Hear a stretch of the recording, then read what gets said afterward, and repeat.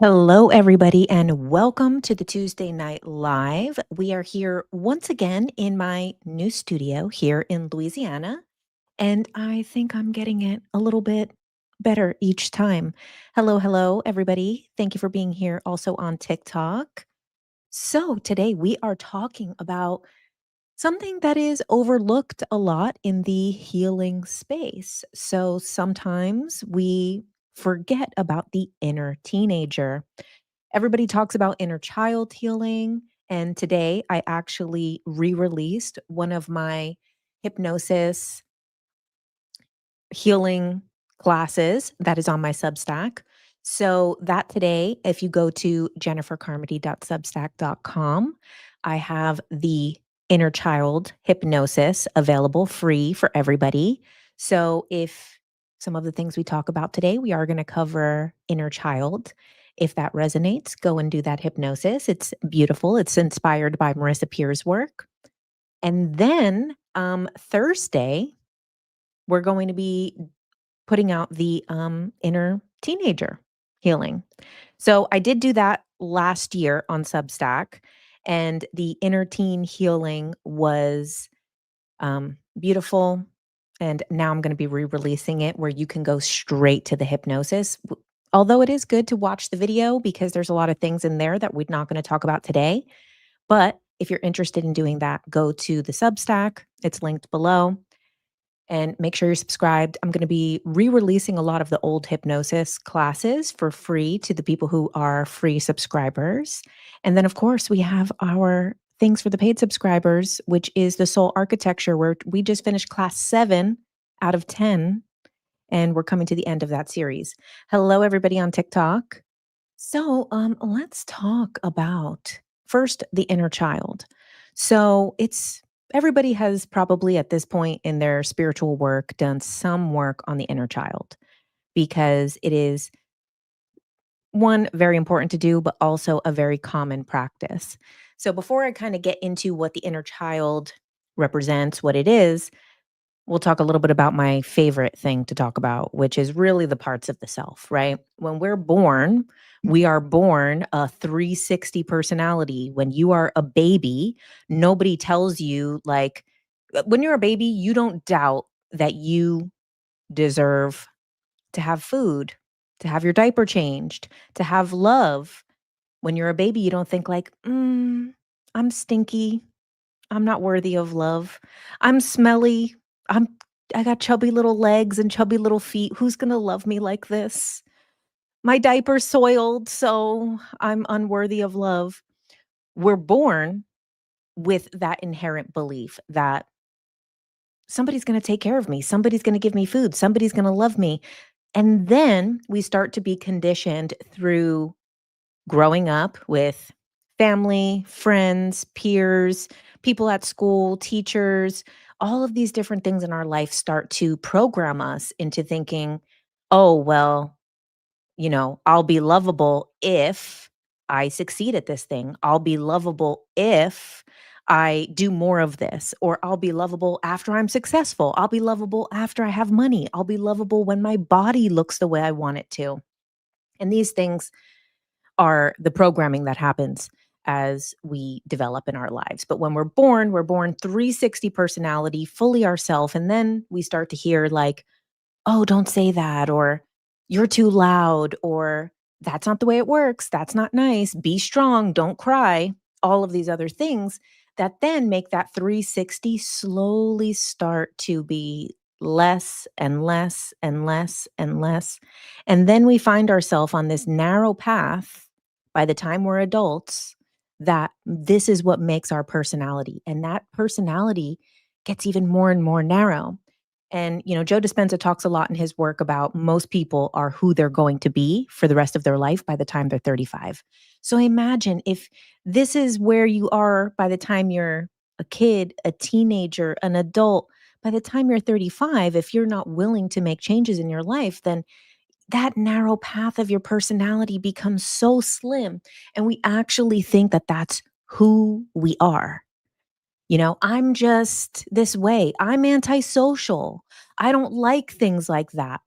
And most of these things are from some type of wound that has made us believe that this is just the way I am. I'm just not emotional. Okay, well, maybe you were taught it was not safe to show emotions. Or maybe, sometimes people are like, I'm just this way. I'm just annoying. I'm just loud and annoying. And that's just who I am. And that's just who I'm going to be. And that's the programming that we received from the people around us. So we have the opportunity to start to open that up again. And in very simple ways, we can open that up with doing things outside of our comfort zone, outside of the norm, doing things that are not what we would normally do. That's like a perfect way to kind of open our own eyes into seeing we are more than what we think we are. Because the personality is really, it's nothing. It's not the self. It's just one of the eyes. It's just one of the parts of the self. So, again, before I get fully into the inner child and inner teenager, I want to talk about these different parts of the self because what happens is then we kind of start to have these different eyes within us. And it's like, this is the work person. This is the person that is at home. This is the person that I am with this person. This is the person that I am in this situation. And we start to compartmentalize ourself into many different eyes. But these other parts of ourself still exist. And when we do parts work, which is not exactly what we're going to be doing here, we're going to talk about it in the Substack. There's the inner child hypnosis. And then on Thursday, I'll be re-releasing the inner teenager hypnosis. And I've been re-releasing the hypnosis tracks as audio, more enhanced. So they sound better on headphones. They're recorded live in the session that we do live on Zoom. But now I like enhance the audio and then you could just go back and just listen to that part. Now, okay, let's talk a little bit about the inner child. So, as we know, the inner child represents innocence, obviously dependence, right? Because as a child, you literally cannot do things on your own. And then some of us, our inner child is forced to do those things on our own, is forced to take care of ourselves, is forced to learn how to cook, take after ourselves, like that becomes part of our personality. I'm so strong, you guys know when I had my like rough shadow work journey and I was very candid while I was going through it last year. That was one of the biggest things for me is I realized that my best qualities, the things that I thought were my best qualities were actually coping mechanisms, which is fine. I can be strong, sure. But I realize the reason I was strong is was kind of sad, and not to have, whatever, the pity party, but to also feel the things that we what? TikTok always has the most random comments. Hola, Mrs. Salami. Okay. So, attachment is a very big part of the inner child, right? Because that's literally coming to the dependency to our needs being met. And then love, unconditional love and conditional love. And then obviously these things are connected to wounds. Those are like kind of the core things that happen with the inner child, but then the wounds are neglect, abandonment, lack of safety, unmet needs. And I've talked about the topic many times. The whole narcissist, empath, where else are you streaming? I'm streaming on YouTube. And you should come over to YouTube because I'm going to show some pictures of my teenage self. And I don't think you guys have ever seen that. Um, and it's quite a sight to see.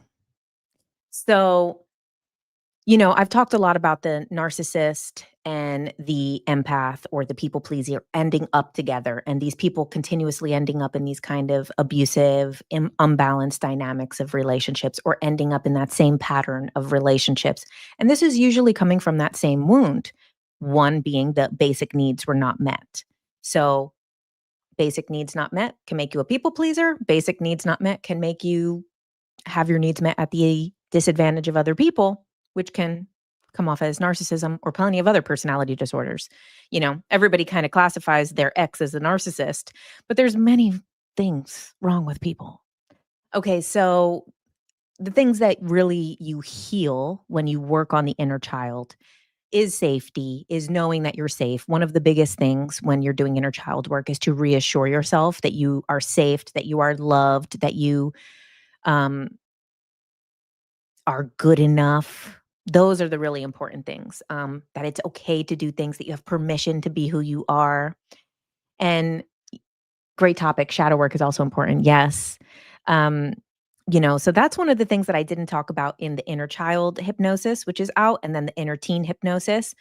Kind of the third part of this, which I learned kind of the hard way after I had held that class, was the dark side of the inner child. And I don't think anybody's talking about the dark side of the inner child because, yes, we go and do this inner child work and we have this like cute, sweet, smiling version of ourselves as a child. And we love it. It needs a hug. It needs to know that it's safe. It needs to know that it's good enough. It needs to, one of the things that we do in that inner child hypnosis that I have on the Substack is like we bring them into your life now. And like I always think about like my younger self at many stages, teenage self, younger self, like thinks my life is so awesome. And that is like one of the most like healing things is like, damn, that's cool. And so I think that that is one of the other really amazing healing things is bringing that inner child, and that's what we do. And so with subconscious work, with hypnosis, with subconscious work, we're bypassing the conscious mind and rewiring behind it. And so the Substack is called neuroalchemy because that's what we're doing is we're doing the hypnosis subconscious work in this spiritual, alchemical, transformative way. So that's why I call it that. But if you look for it under my name. But the dark side of the inner child that people don't usually talk about.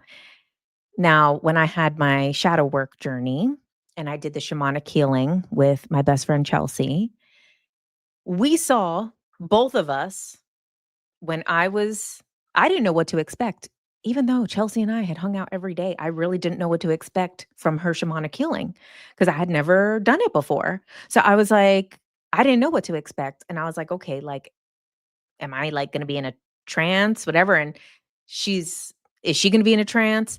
And literally, we saw the same thing in our mind's eye, which it just like shows the power of shamanic work.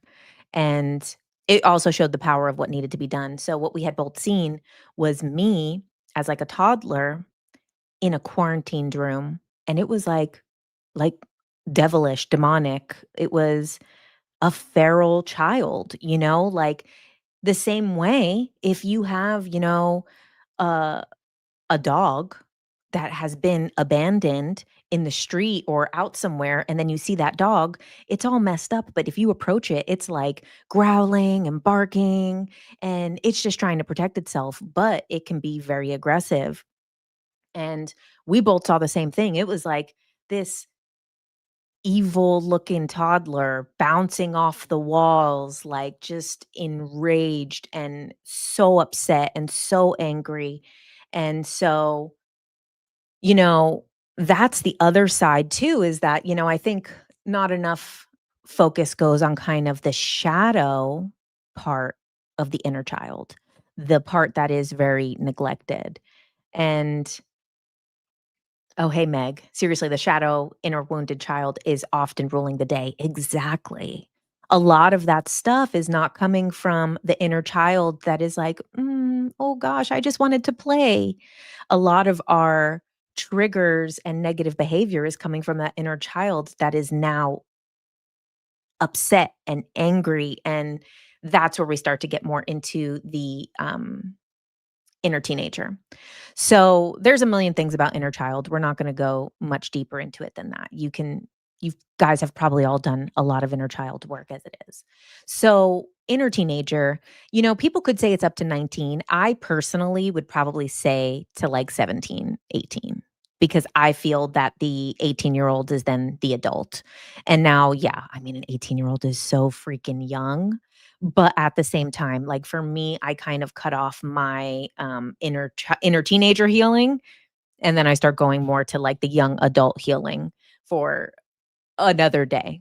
So the thing that makes the inner teenager so different than the inner child is that it's really like a lot about, whereas the inner child needs like safety love, encouragement, attachment, like styles to be healed. The inner teenager wants freedom, wants liberation, wants self expression, wants rebellion, okay? Wants to, fuck around and find out, basically. And so, this in these teenage years is really like where we kind of start to shift, right? Because there's kind of there's many types of teenagers. I'm just gonna put them in 2 type of groups, but there's many variations of it, and there's people who kind of float between these 2 groups, but I'm just gonna put them in 2 groups for simplicity of kind of describing these different paths. So we have one type of teenager who like really tries to do everything right. Like maybe they have like really good parents and they did get like that like kind of basic needs met and nourishment, and they just want to like do the right thing. Or maybe they didn't get it and they're really trying to do the right thing so that they can like make the most out of their life. But these a lot of times will be like the inner teens that are like did the sports, the clubs, the extracurricular activities, like worked hard, wanted to do it the right way, wanted to succeed, wanted to make their parents proud. A lot of times, these people will kind of fall more towards like the people pleaser, bending over backwards, trying to fix people as adults, trying to do things to be more lovable. And then we kind of have this other kind of path of the teenager, which can be what the fuck? I swear, the comments on TikTok. Okay. Um, the other path is like the rebellion path, is the path that is like, you know, I'm not listening to anybody.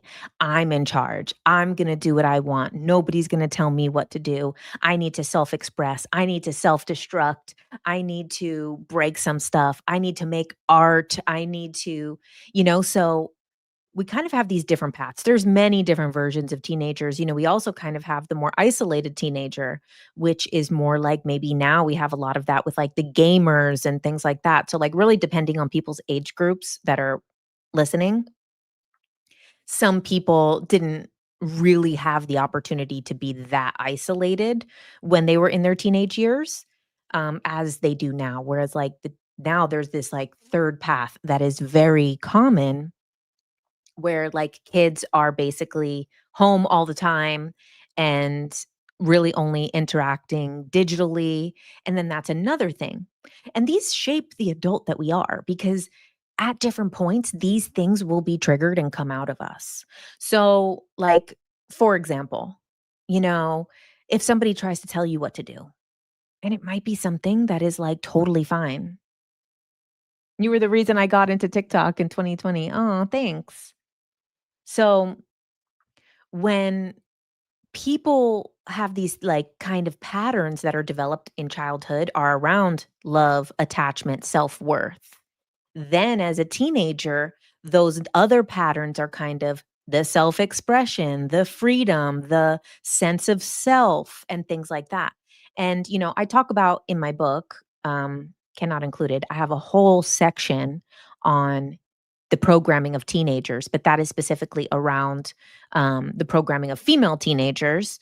But one of the big things that I feel very connected to the teenage years is that these are like some of the hardest years of your life because you have less support than when you're a child, and then you're so close to being adults and you're kind of being like programmed in all the wrong ways. Like it becomes about appearance for girls, and then like it becomes about like success and status and all of these things. And now teenagers don't even have today the type of separation that we did when I was younger. Like when I was younger, there was like kind of, it was more preteen, but like teen culture and like things that were a little bit like separate.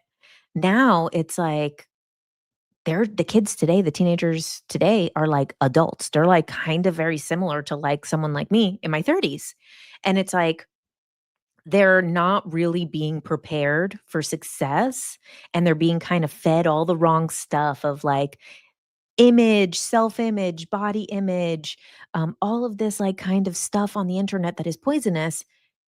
And then they're supposed to like get it together and be an adult. So I've always felt very connected to the teenage years of like that's the area of life that I always want to like help people with. And yeah, and the biological changes exactly. Like then your whole like hormonal system, body changes, everything like it's really intense to be a teenager. And then this is also where, rejection comes in. We can feel, of course, rejection. Many of us did feel rejection in our childhood years. But the rejection that comes in the teenage years is very different. It's more social, it's more you in the world. Whereas, like, your inner child is more if you did feel rejected or unloved as a child, that's more within like your immediate sphere of like the people who are supposed to take care of you. Then you have this liberation of, wow, who cares about the people who are taking care of me? I have this other world that I can come out and be part of, and I can be seen, and I can be express myself and do things and make my own decisions. And then this is where we face other types of rejection. This is also the time where sexuality starts to come into our life, which then becomes like the other, like most fucked up wound that people have, right? Self worth is like number one. And then sexuality is like very close behind that in some of like the major wounds that people deal with. And it's like the hormones are one aspect of it. And then we kind of have this over sexualization where, kids today, from what I see, a lot of Gen Z is less pushed towards dating and less pushed towards, losing their virginity and things like that. But, previously, before it was social media culture and before there was a lot of like more online stuff, people were like, you had to like do stuff or you would be like seen as like a loser or something. So it's like then people are really pushed to go into these areas that are sexual, and that also comes to the rejection, to the self-worth, to and then this is also where other things can come in. Struggles with addiction, drugs, drinking, all of these things around fitting in and rejection. And so and then today, kids have this other teenagers have this other aspect that they have to deal with, which is now the social media status, which is now like likes and followers and their pictures and things like that. So the other big thing that we deal with a lot with our inner teen is the clash with authority. So, when we're inner child, we're wanting that, love from the authority figure, from the parents, from the grandparents, from the teachers. As a teenager, we start to rebel against that, and they start to rebel. And then that's really when, a lot of these other narratives start getting played into. And this is where not enough, a lot of people's body image, self image issues, like a lot of times people who are perfectly attractive, normal people. Like nothing, they're perfectly normal, attractive people will, you hear them talk and they're very much like, oh, well, I always didn't feel like I was good looking enough, or I didn't feel this enough. And to us, with our eyes, we're looking at them like, oh, wow, I would never have thought that this person feels this way. Cause that's definitely not what I am getting from them when I look at them. But it's because of these, like, teenage years, this programming. So this is, like, a very overlooked area of the spiritual healing that, like, it does affect our day-to-day life. Okay, let me see some of my notes here. Okay, let me see. Where do I have here? Okay, so this can show up in some different ways, like rebellion. Mine is a very rebellious inner teen. Like, I was a very, very, very rebellious teenager. So for me, I can immediately click into rebellion. And, this is obviously, how I ended up a conspiracy theorist on the internet, right? This is how I ended up in these subculture after subculture. And then when the subculture gets too mainstream, I got to go to another subculture. I mean, Colleen, I definitely feel that my teen years caused the majority of my issues. I wish I could have been there to guide her through it in a much healthier manner. Well, that's why the subconscious work is so beautiful, right? Because then we kind of get to go back there and work with the inner teen and letting them express themselves. Like, let them fuck some shit up. Let them say what they got to say. Okay, so what else do I have here? Okay, so then this is also where we build our discipline, our boundaries is in our teenage years. So again, I was kind of talking about these different paths of the teenager, like these people who end up with those years that, they have a lot more structure in their teenage years. Maybe they do sports, maybe they are in extracurricular activities, maybe that they're very like school focused. Those people tend to excel in those areas as adults. People like me as a teenager, I had no structure, no boundaries, did whatever I wanted. God forbid anybody told me what to do. I would never. And then the next thing is that, now I'm in my late 30s and I'm still trying to build structure in my life because that rebellious part of me, because that unstructured part of me, and yeah, there is many different levels to the things, right? I am a fan of human design. So human design does show that we have certain channels in our body that make us more inclined to these things or not. So these paths that we end up on maybe are not 100% programming. Some of them probably are our energetic design, but we still need to do things and live as a normal person. So we have to figure out how to have structure, how to not be rebellious in the wrong way. Okay, let's see. Where's my notes here? So the other thing too is the relationships. A lot of our things around relationships actually are developed in those teenage years. So a lot of our ideas, one of the things that I talked about, um, a couple months ago, I think it was when I had first met my husband. I think I talked about it. Oh, I talked about it on a podcast with Stephanie um, Leong Chauvet. I can't believe that I'm messing up her name. It's the one about the somatic healing on my podcast, Stephanie. And so she had talked about a somatic healing around when she was a teenager, she got her heart broken, and she said she was never going to fall in love again.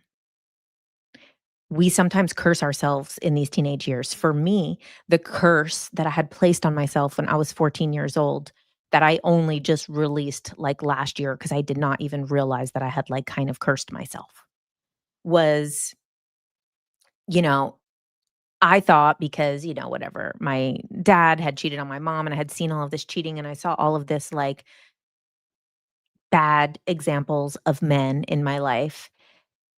I literally wrote in my live journal, like, that I'm probably never going to be, like, in a relationship that doesn't have cheating. So, I'm just gonna stay single until I'm willing to accept that that is the reality. And I guess, I mean, I took that false belief with me throughout my life and realizing that like these ideas that we get as like an angry, upset teenager that doesn't have a lot of context, that doesn't have the tools, that doesn't have like somebody to talk about it. And these things become sometimes the things we write into like our own contracts. And when I was doing in the Calling in the One program, which I highly suggest, I keep saying the Calling in the One is a beautiful program if you do want to call in your partner.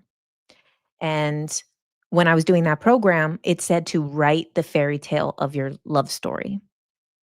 And I didn't know what to write because I was like embarrassed to even want it.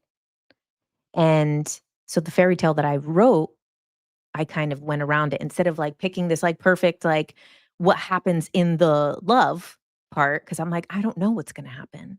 I don't know what my fairy tale is. And so what I wrote was actually the fairy tale of a young girl who placed a curse on herself that she was never going to be in an honest, good relationship and didn't know that she had cursed herself and she had been living in the curse. So then the fairy tale was that these like goddesses came and removed the curse from her. And then she found um, her soulmate a couple months later. That was the fairy tale that I wrote because I didn't know. Like, I'm like, what am I going to say? He comes in like on a horse, or I don't know. Like, I didn't know what to say because I had been very uncomfortable with that idea of what is the fairy tale. And I literally have it in that drawer over there in a notebook. That was 2 months before I met my husband. So, I really do think that, like, these things that, like, whatever, I was, like, upset about some I don't even know what provoked me as a teenager. I know obviously the patterns that I had seen, but obviously there was probably some person or something that made me, like, lose my faith in men and humanity and all of this stuff. And then I didn't even realize that I was living by that. And the same thing with Stephanie talked about with her on the podcast, which is the class that I had done of hers on the cruise. And then even in that, like she was talking about how she was just like hurt by a teenage relationship and then said she's never going to love again. And it's like we don't realize a lot of times it's so like foundational, the things that happen in these years. So for us to go back and to give extra context to that part of ourself. So, like I said, on the Substack, I have the inner child hypnosis, and then the inner teen hypnosis is going to be coming out on Thursday. It is already up there, but I'm re-releasing it with better audio so that it's a better experience. But another thing that you can do if you want to work on your inner child, inner teen, inner whoever, whatever, where do we find the Calling in the One program? So um, there's a book called Calling in the One by Catherine Woodward Thomas, and it's like a I think there's 2. I think there's a workbook and a regular book. I also have it on that shelf right here. And so I think it's like 7 weeks.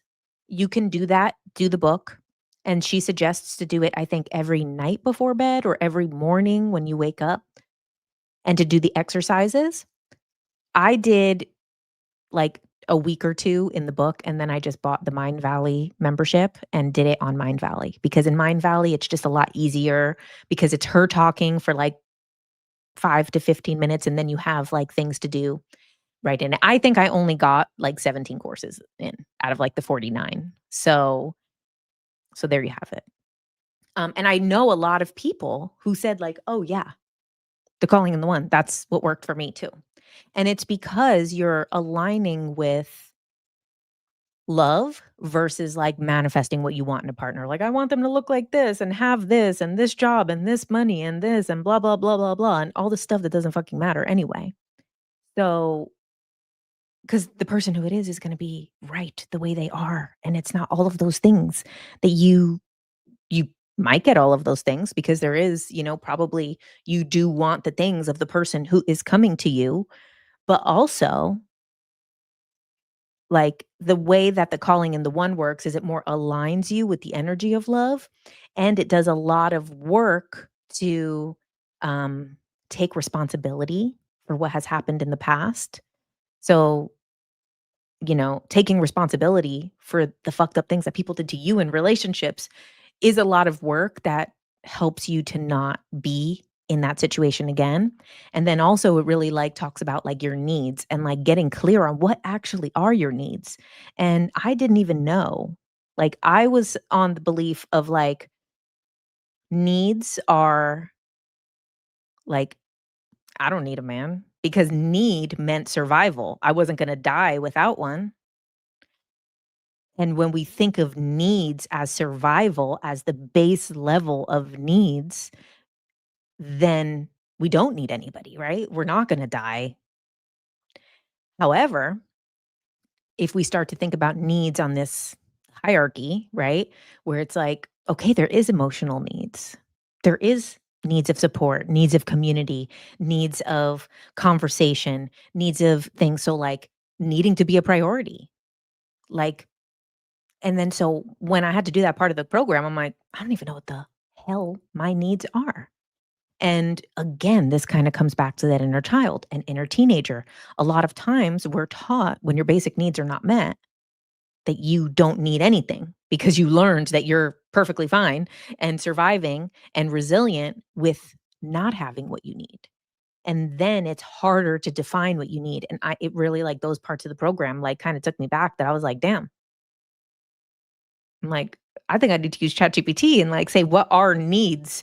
Like, give me a list so I could think of like, what are my needs? Because what do I need? And the biggest thing I think, was that I needed to like be a priority and then like also like need to be like uh considered in like decision making and things like that and like needs of um you know like transparency and like so like aside from just emotional needs, what are these other needs that are important? And so let's get back to the inner teenager thing. So this plays out in a lot of ways. So then we have people that are adults that are still picking like the bad boy or the bad girl because this is like a teenage pattern. We have them like the testing partners thing, like sometimes playing mind games or things around jealousy or things with manipulation. And not to say like negative manipulation.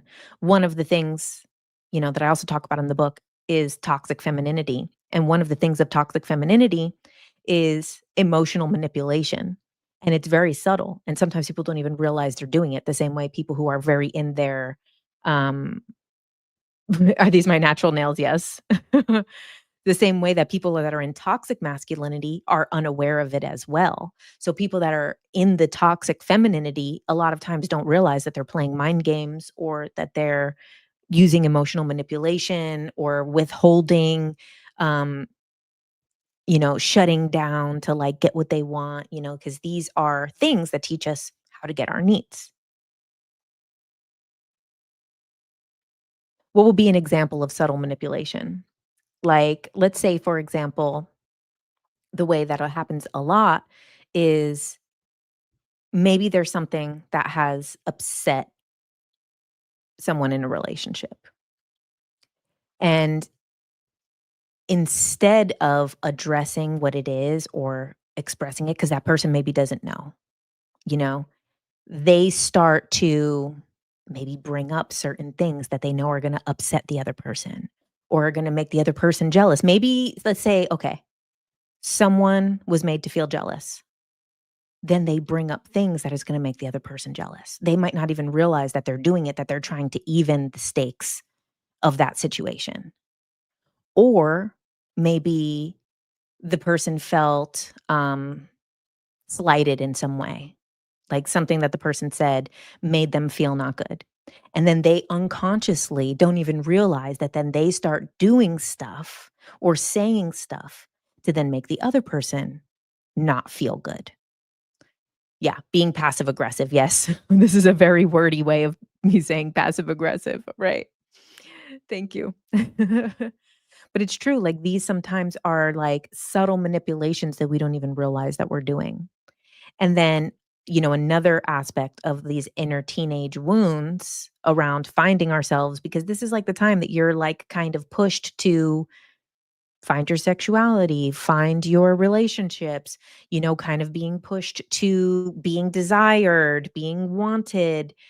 One of these other things is around commitment, so sometimes people in these teenage years go into commitment very quickly and then they stay in commitment very quickly throughout their lives.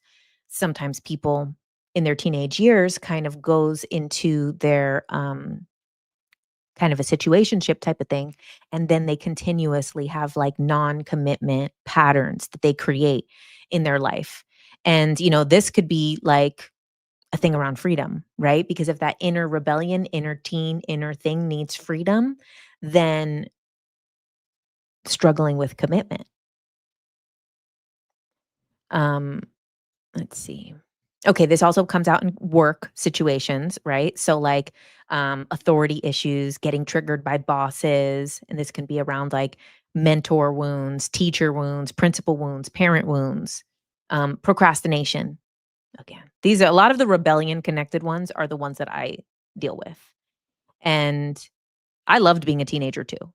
I loved being a teenager. I'm a perpetual teenager is the problem. I loved being a teenager, but when I reflect on some of these patterns that I um, could improve on in my life, I do see that a lot of them are from these teenager things like the procrastination. So, like, procrastination is a lot of times like silently rebelling, like this is like another, you can't have a boss at all. And there's nothing wrong with that, right? Like, there's nothing wrong with, you know, certain things that these can work out in good ways. Like sometimes having that like thing against authority figures can be the reason why you ended up building this great business or being your own boss or employing a lot of other people. So it's not that these things always play out the wrong way. And that's why with the inner teenager work, they don't need the hug. Like the inner child needs the hug. The inner teenager, like, needs that pep talk. Like the inner teenager needs like make some art, journal, sing, dance, like have fun. Procrastinators unite tomorrow. That's so funny, Colleen.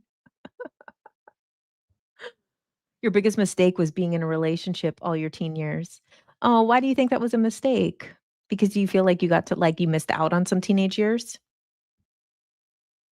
And that's the thing too, is that, we also should look back at all of our past things with compassion. So even if we felt that like maybe that was a mistake, we look back with like, that's what I needed at that time, or that's what made me feel good at that time, or that's what made me feel safe at that time.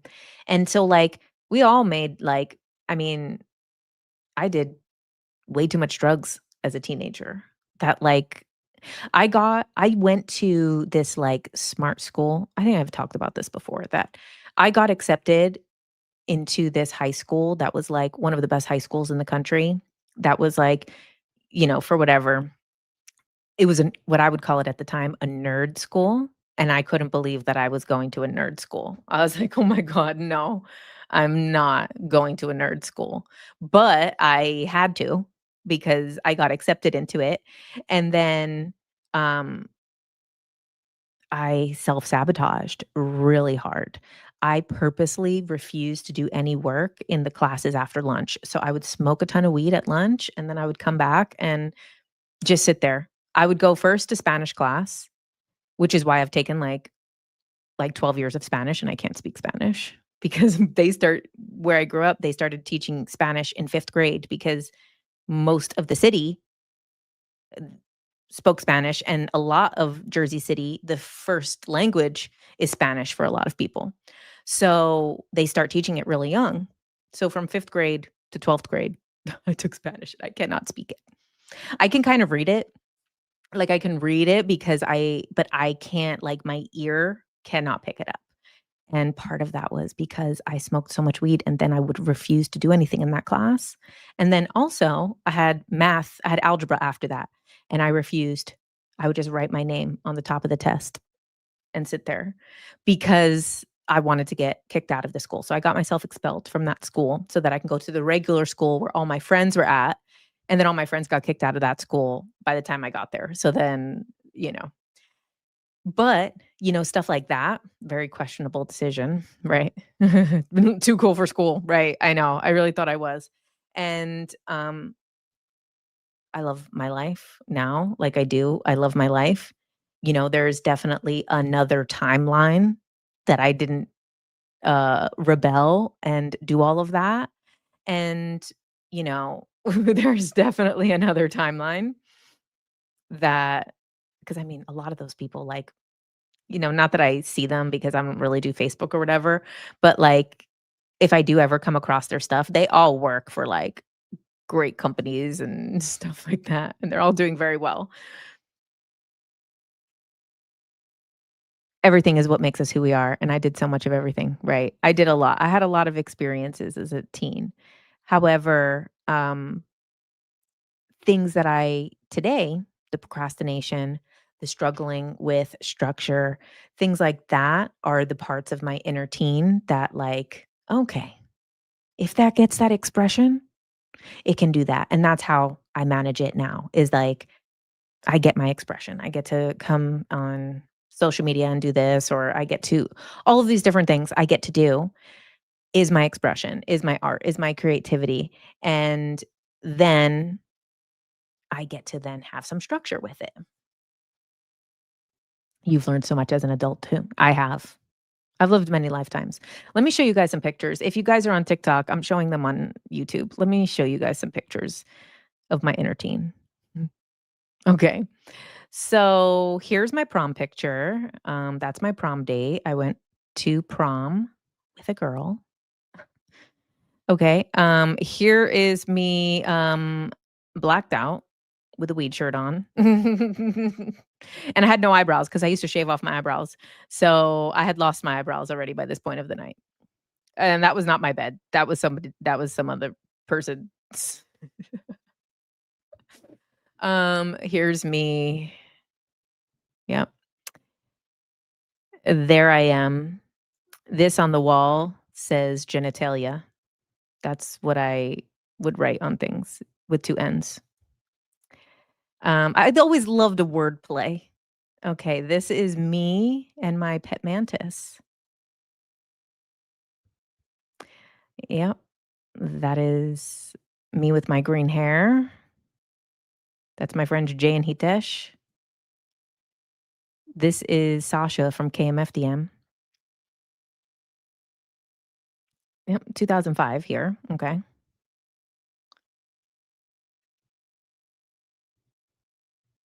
Yep.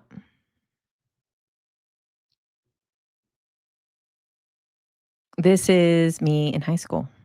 This is, I don't know, like a senior meeting or something. And as you can see, I'm the person with the green hair.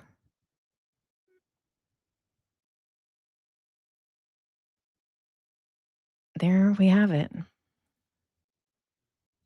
The inner teenager of JK Ultra with green hair.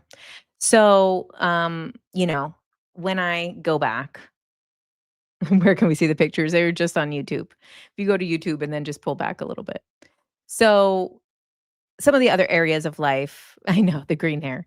So, some of the other areas of life that the inner teen impacts is our social life. So, having, the way our social life develops in teenage years affects how it is as an adult. So sometimes it can be opposite. It doesn't have to be the exact um, replica. So, like, there's sometimes people maybe didn't have friends in high school and then want to have a lot of friends as adults and like make an effort to do that. And then sometimes it could work the other way. Like, people were very social in high school and then they grow up and become more introverted. And, you know, but it could be like defining yourself by having a clique or, maybe having friendship breakups. Like these patterns that we have as um these patterns that we have here. Let me scroll down in my notes here. Right, self-identity, expressing ourself. Some people too, like you might notice that some people do this on social media. It's almost like they're posting to, like, their imaginary high school audience. Like, sometimes people who come off, like, disingenuine will sometimes be like how do I say it? Like, it's almost like they're posting on, like, Instagram or their stories to, like, prove the people wrong, to, like, prove the high school bully wrong or something, but it's that person's probably not even watching. Right? So then now they're living in like the echo of what happened back then. Um, so let's talk about some things that you can do to help your teenage inner self. So, first, reflect on some of these things. Reflect on, your your artistic expression, your social life, the habits that you have, your relationships, and think about how did these develop in these teen years? Or how is this connected to something that happened in my teen years? And then, after you kind of have identified some of those things, like I said, do the hypnosis. It's going to be out on Thursday on the Substack. And this is like good to do the subconscious work. I give a lot of other examples in that the video of the class, or you could just watch the hypnosis if you want to just do that. But the class is good too. So, what are some things that you can do aside from hypnosis, aside from parts work, which I'll give you guys a quick rundown of how to do parts work, okay? You get yourself in like a nice private space, nobody around, unless you want someone to guide you through it. If you have a friend or someone that you trust to guide you through it. If not, do it to yourself. Get in the zone. Okay. Have two chairs or one chair, whatever you want to do. Empty, stand in front of it and call forward like, I want to know the part of myself that is self-sabotaging, the part of myself that procrastinates. Like, I wanna know the origin of where this is and allow, like, that part to come forward. And then sit in that chair, sit in that energy for a moment, and then ask yourself, like, "How old am I?" It could be like, "Oh, 16. I had this with a friend of mine. We did the parts work on her of why she was self-sabotaging. She When she got in that chair and we asked, like, "How old are you?" She was 13. And I'm like, "Okay," asking, like, "What happened?" And basically, she just wants to fuck shit up because she's upset, because she's angry, because she feels controlled, because she feels like she, uh, isn't heard. But that's not who she is now. She has all the freedom in the world now, lives as an artist, lives as a musician, lives as all these things. But she was still that 13-year-old self inside of her messing up the opportunity, derailing her stuff, does a beautiful project, and then gets in her own way. And she's like, "Why am I self-sabotaging? What am I doing?" She's like, "Why will I do everything right and then eat the stuff that I know I shouldn't eat? Or why will I do everything right and then not work out? These things that I know I like to do that make me feel good, I then sabotage." Well, it was the 13-year-old inside of her that 13-year-old is like, "I just want to burn shit down. I just wanna do it." And I'm asking like, "Okay, so why? Is there a reason why you want to, like, burn shit down? Do you have, like, a motive?" And it's like, "No, just to be, like, seen, just to be heard, just to be, different, just to be, like, express and, like, weird and have fun." And I'm like, "Damn." And you said it sounds like she's being too hard on herself. In one side, yes, for sure.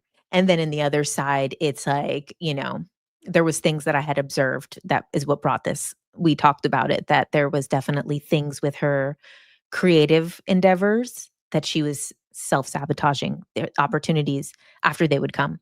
And so we asked then her teenage 13-year-old self that was speaking through her, that I'm like, "Oh, yeah, you said burn the world for the world burning me." Exactly. It's like this kind of rebellious teenage angst. And so then we asked this 13-year-old self, like, "Okay, what do you need? Like, what do you need?" And she's like, "I want to be on stage with a microphone." And we're like, "Okay." So we did a visualization of her on stage with a microphone. And then we also promised this is going to happen in the physical. And my friend was just about to do a really big show, like a really big show. And we're like, "Okay, we promise. She's gonna get on, let's visualize it. Please stop self-sabotaging, and then know that this is coming and trust." And that 13-year-old self was like, "Okay, alright, I'll do that." And the self-sabotage really shifted a lot after that in her life because it was really just like wanting to be an artist, wanting to be seen, wanting to be heard. Like, that it was that simple sometimes. So this is a parts work thing that you could do with yourself or with a friend that you trust. So some other things that you can do that are very simple: make a playlist. of like your top like 20 songs from that part of your life. I listen to mine all the time. Like, I have multiple, but I listen to it all the time. Like, I'm, like, listening to System of a Down, Linkin Park, like, OTEP, Tool. I still listen to Tool all the time, so I can't even consider that the teenage list. But that's what my, like, rebellious nature, my procrastinating nature, my, like, issues around, like, normalcy and conformity and authority. I need to listen to something like Tool regularly, 'cause that I need my teenage self to get like, "Okay, yeah, fuck yeah." You know? Like, I need that. Yeah, you said you just tapped back into Rage Against the Machine. Yes, like, that's the thing. So oh, wow, you guys both said Rage Against the Machine on, TikTok and on YouTube. You said make a mixtape, right. Okay, so then also revisit art that you liked doing at that time. So that's can be like, did you like writing at that time? Did you like painting at that time? Did you like drawing?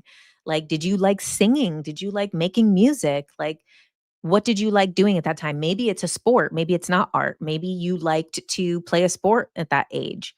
Revisit those things to like let that teenage self get that out that it needs to get out so that it doesn't come out in other ways. It doesn't come out in um procrastinating things that are actually important that you need to do.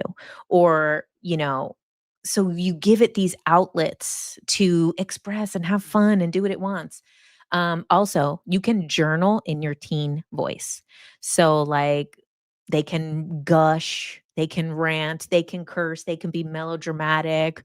Like, if I were to like do journaling in my teenage voice, like how it is on my live journal, I thought I was so cool. And I would be like, I smoked crack. Which I did, kind of by accident. But, like, I thought I was so cool. So, like, if I'm gonna, like, do, like, some journaling in my teen voice, I'm gonna be like, "Yeah, these bitches, these fuckers. I'm so cool and hardcore," you know? Um, okay, so another thing, like, if you're someone who had the rebellious teenage you said you were cool. Don't feed it. No. So if I was someone that, like me, if I was someone who I am, if you were someone who had the strong rebellious streak, then letting that out in safe ways. Like what is like a stupid, pointless rule that you can break? That's something I do all the time. That's something I do all the time. I love breaking a stupid rule for no reason. Going into an exit, not on a highway, in a store,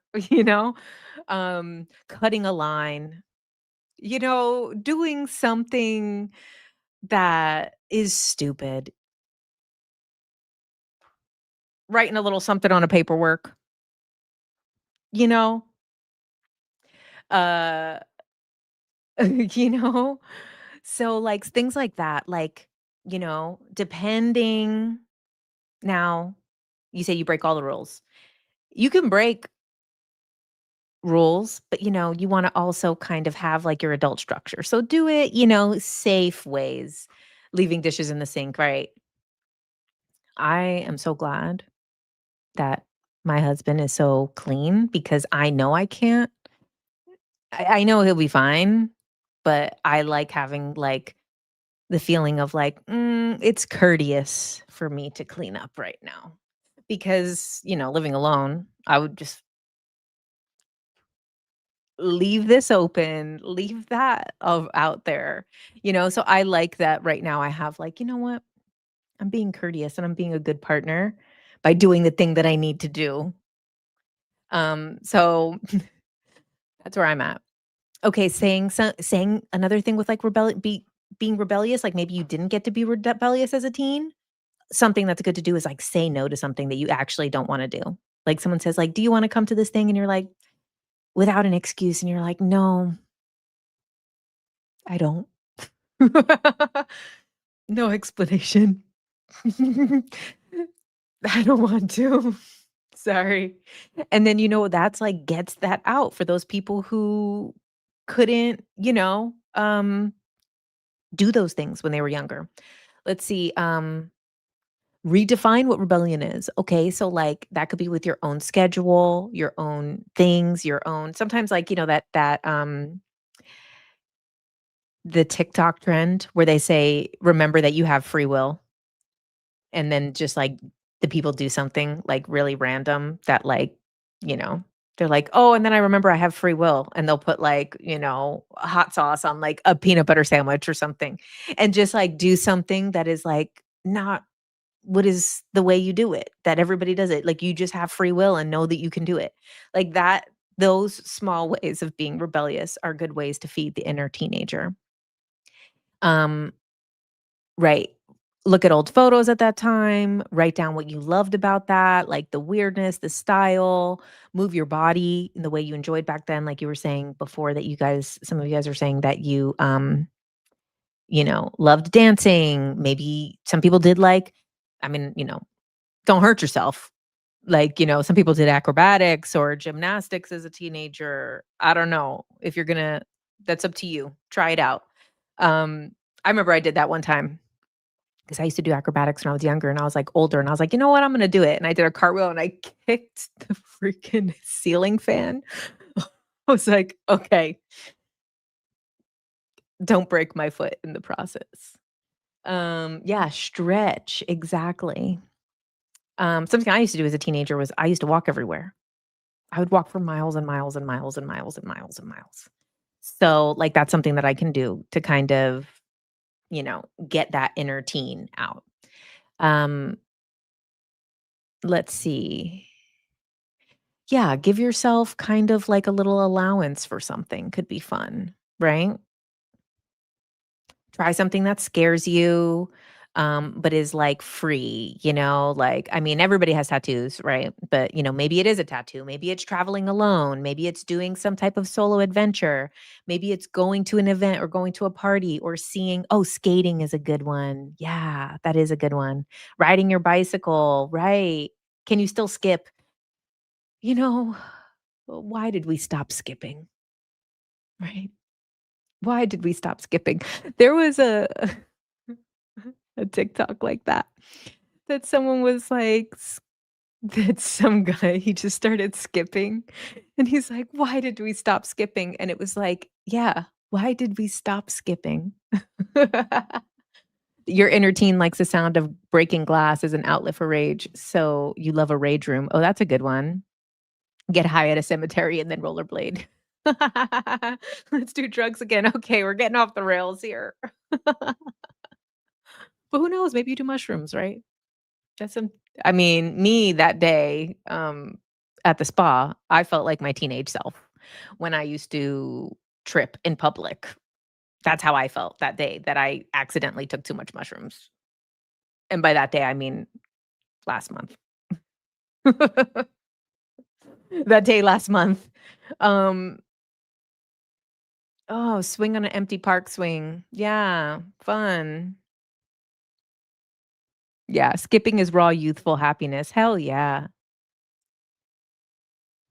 How much did you take? Half of a chocolate bar.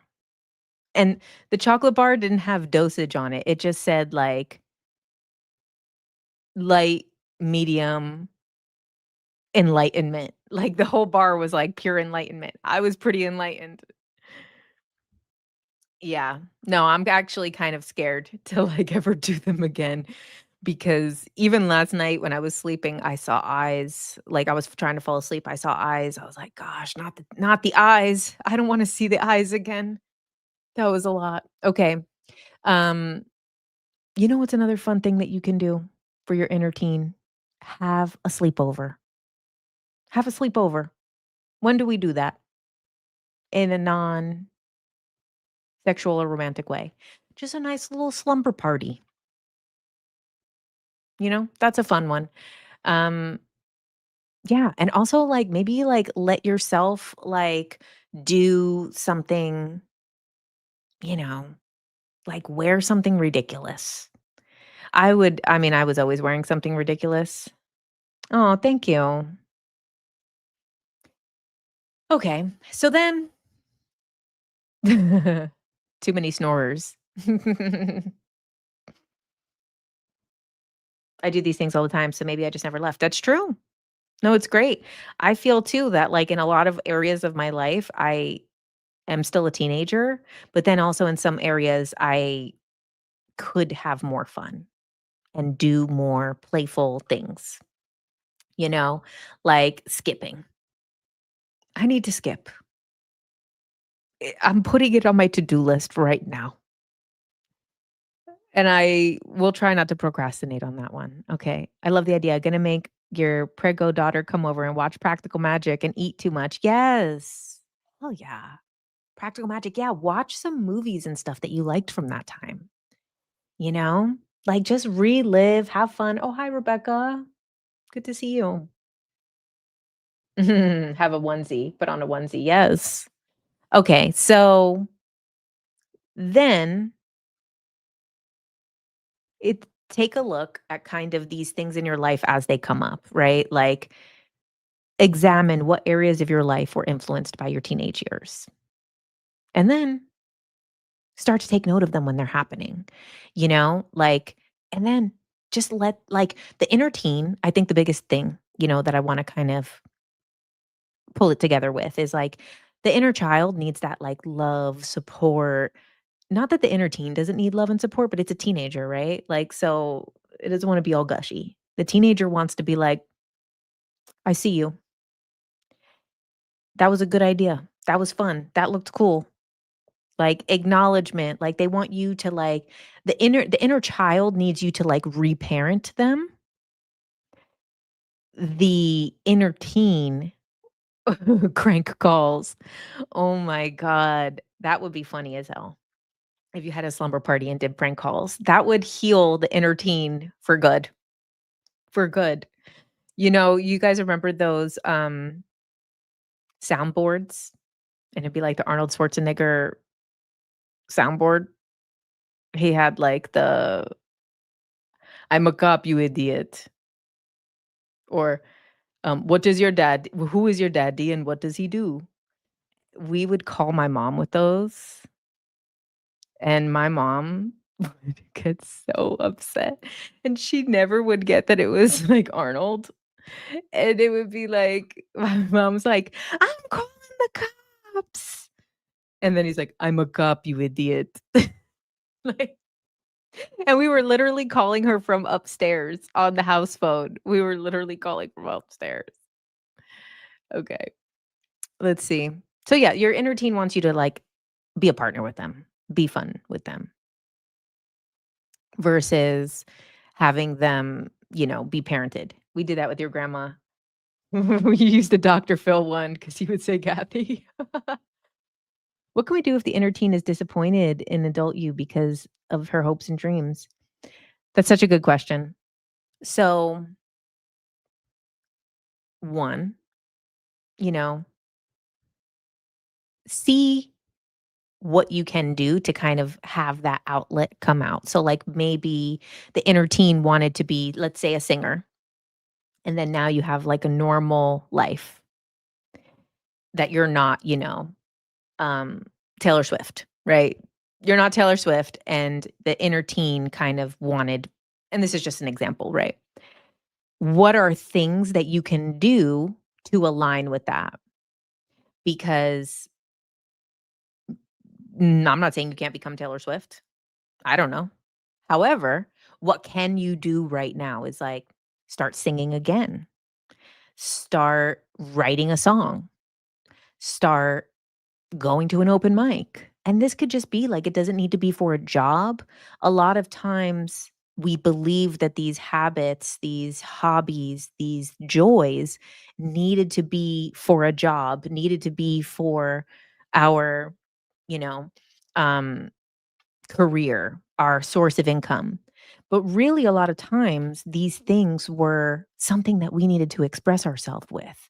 And, in the hypnosis sessions, the QHHT, not the Substack, the private ones, a lot of people who have a gift around singing, and I'm just using this example as singing, a lot of people who have the gift of singing, they literally heal themselves and others by singing.